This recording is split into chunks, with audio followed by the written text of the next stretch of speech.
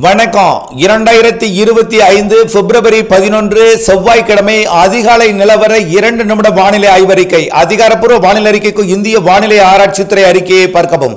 இனிய தைப்பூச திருநாளிலே அனைவரையும் வணங்கி மழுகிறேன்.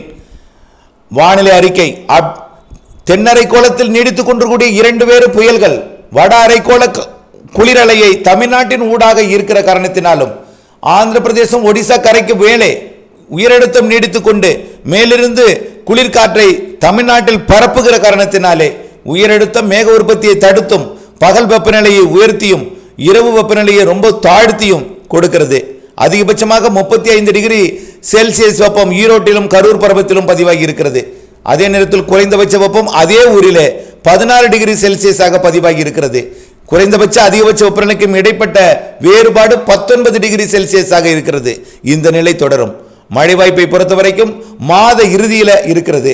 24ஆம் தேதிக்கு பிறகு 28ஆம் தேதிக்குள் காற்று சுழற்சி முன்னேற தென்னரைக்கோள நிகழ்வு வழிவிடும்.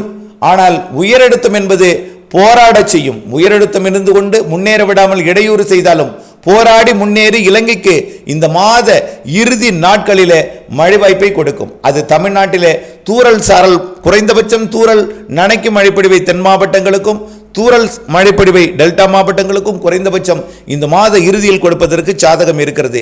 அந்த வானிலை அமைப்பு எப்படி முன்னேறுகிறது, எந்த நாளிலே தமிழ்நாட்டிற்கு இடையூறு கொடுக்கும், அறுவடைக்கு இடையூறா இடைவெளியா என்பதையெல்லாம் அறிந்திருந்து வானிலை அப்டேட்ஸ் அறிந்து விவசாயம் செய்திட அன்போடு கேட்டுக்கொள்கிறேன்.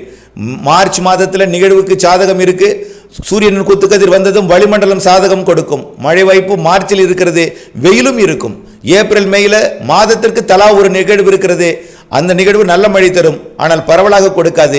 விரிவான அறிக்கையை பார்த்து பயன்பெறுக.